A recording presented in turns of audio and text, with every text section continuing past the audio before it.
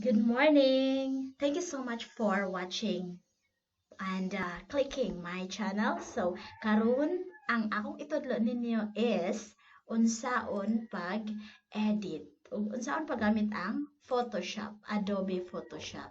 So, ang Adobe Photoshop is kani latest ni siya nga Photoshop. So, 2019. Okay, so let's start without further ado. Okay, magbisaya taron kay Bisaya gyud kong dako. Proud this da. Okay, so as you can see, limpyo kaayo siya. So, atong ipagawas ang tools. I-click ang window and then click ang tools. So, nigawas na siya diri. Ang akong itudlo ninyo karon is unsaon pag-remove sa background. Step by step, okay? So first, let's click File. Let's open a picture in your computer. So we will just select a picture in your computer. So, mangita na ta diri picture para atong i-change ang iyaang background. So this one, this heart.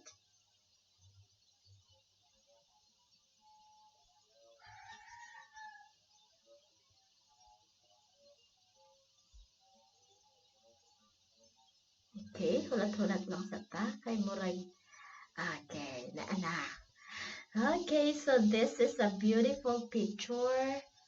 So first, ato ni siyang kuhaan og background. Okay, so una is kani pen tool. Okay. So, ato ni siyang i-pen tool kani palibot aron mawala ang background. Para makita gyud ninyo ang edge or ang kilid sa kada picture, ato ni siyang i-zoom. I-click ang or press Z, letter Z. Okay, or kani Z. And then click plus and then you can zoom it. Okay. And para ma-isbog nimo siya, i-click ang H or this one, hand tool. So, ma-isbog na nimo siya, masibog. And then, kay na-zoom naman, okay, i-zoom pa na to gamay. Okay, and then H, sibog. So, i-click ang letter P or pen tool. Shortcut sa pen tool is letter P. Okay, i-click nimo diri o diri. Okay, para mainat nimo siya, i-click na siya and then control. Okay. Kung masayo, click edit and step backward.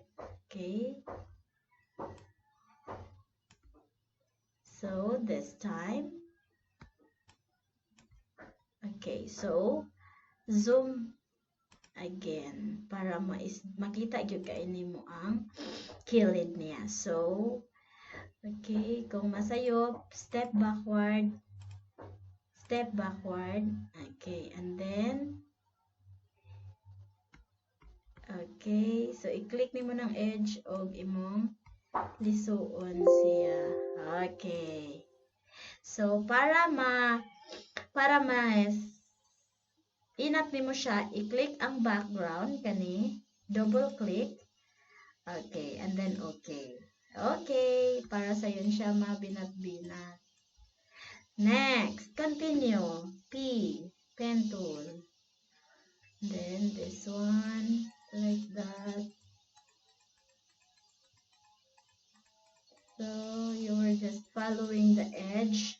Okay, para makairog ta, press H or hand tool and then sibog. Okay, balik na po ta sa pen tool. Okay, that's it. Hinay-hinay lang. Taman tuyok na to. Ayaw pagdali.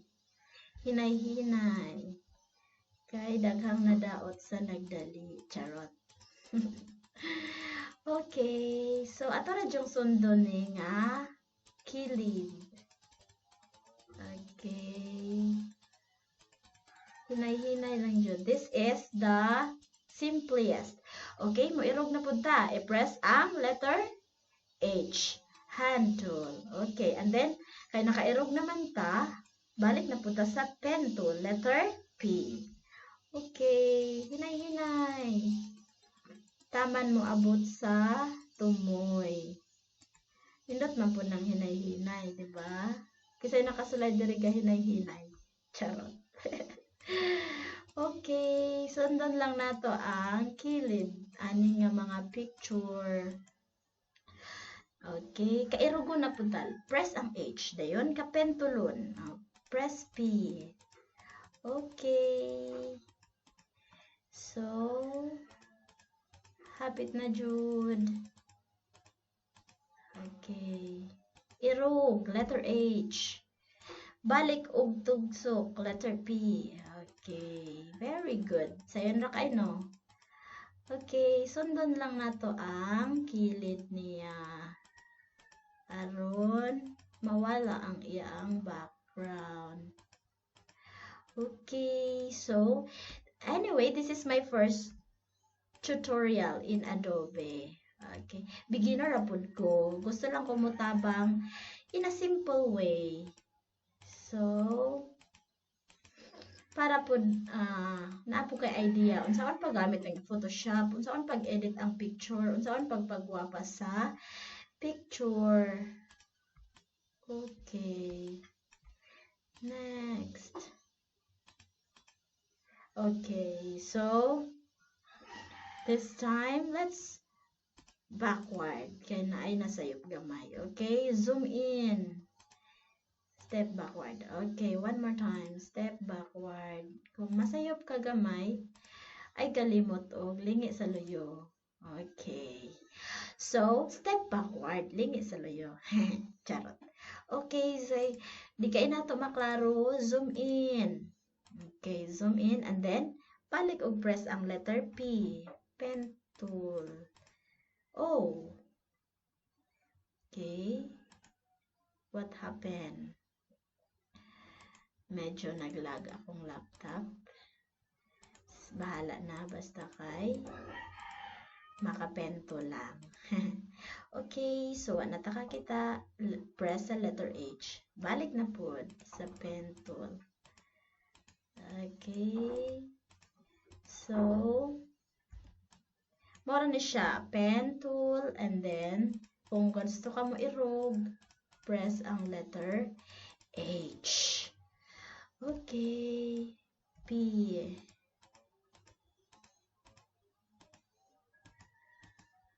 H. P na po. Muna siya shortcut. Letter P for pen tool. Letter H for hand tool. For irog-irog. Okay, irog-irog like that. Okay. So, kung unsa pa inyong gusto mahibawan, comment lang mo. Kaya ato nang paningkamutan nga maghimo tag video nga Bisaya. Aron dali ra ta makakaton. Pero kung gusto pud nimo English yon, ay paningkamutan lang pud nato. Charot. Okay, so let's explore the technology so that we will not be behind in it. Charot, naka-English no. Okay, so mura jud to imong buhaton. Press P, and then kung gusto ka mo irog, press H. Taman mahuman na to og matuyok na to og pen tool ning tibuok picture. Okay.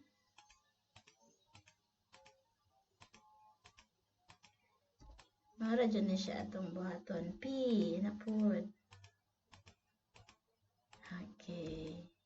Hapit na ta.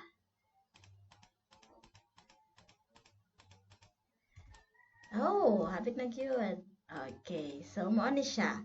Para makita nimo ang kinatibukan, press Z or zoom, then minus. Zoom out. Mag-zoom out ha. Zoom out. Okay, so nakita nimo nga gituyukan nato siya og pen tool. So, ang next buhaton, click na pod ang P, pen tool, tuyo ko na nimo sa gawas. Kay kani man ang imong i-remove, kani nga background mo na to ituyukan. And then, right click,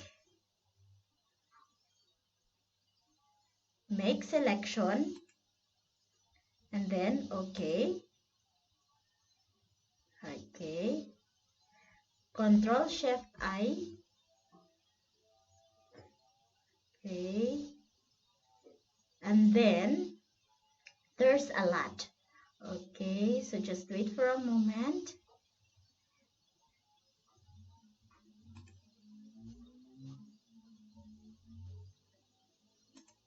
Pwede na siya nato ma-move kani nga part. See? Pwede siya ma-move, di ba? Okay, so para kung gusto ka nga kung nainani na nimo, kung gusto ka nga white background na siya, click File and then New. Okay, and then okay. Okay, white background. So, kung gusto kang pababag, ato na siyang i-click ang image rotation, clockwise. Okay, so,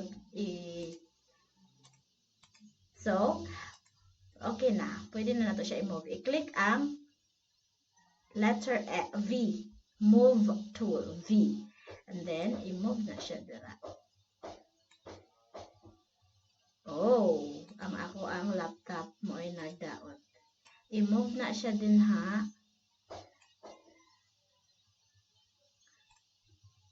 Okay. And after that, humana dayon na change na din ang background, na white na din siya. I'm so sorry, this is failure because my RAM is not having the memory anymore. So I hope you've learned today about how to make white background on a picture. So you will just click this and then move it in the next file, and then you will file it here. And then let's try it again. Step backward.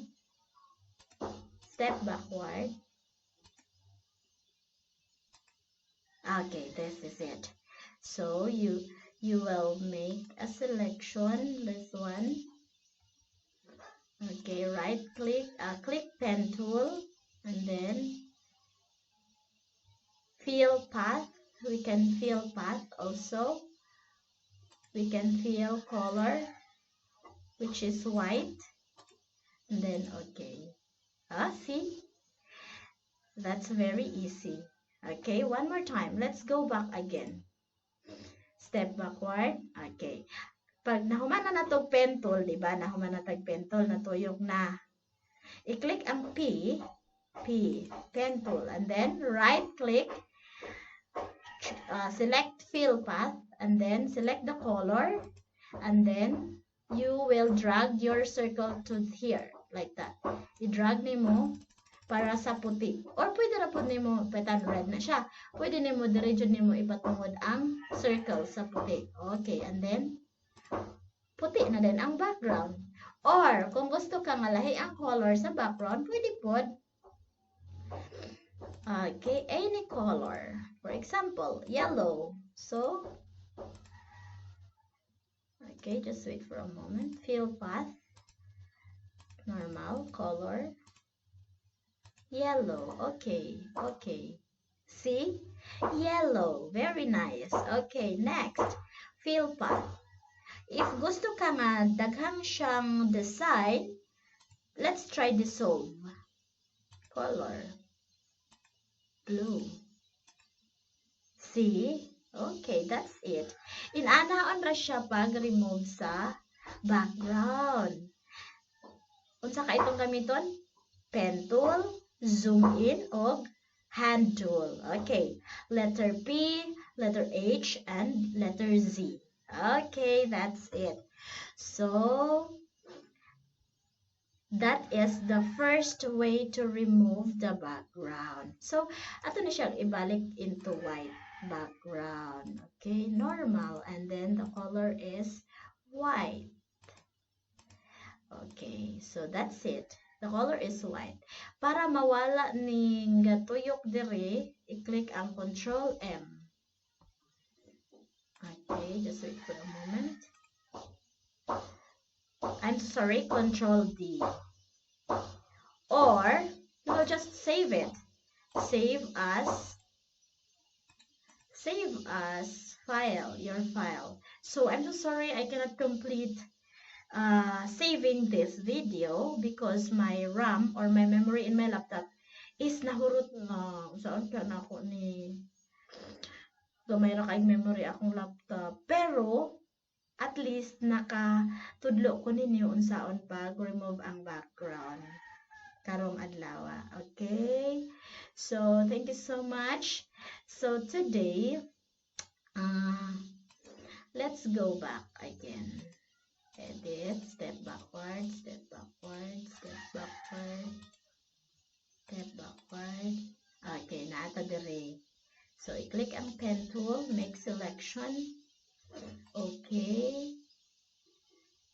So, that's it. Pwede na siya balhin-balhin nimo. I-click lang nimo ang move tool or V para mabalhin nimo ni siya dire. Or,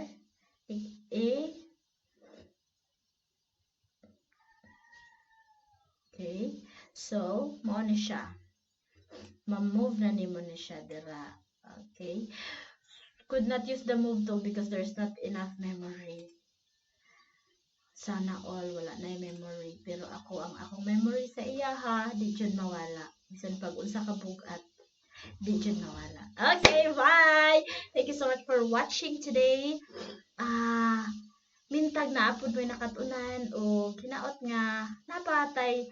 Ako pa ni ayon akong laptop para daghan patang video makatunan. Okay, thank you so much for watching. God bless you and don't forget to pray.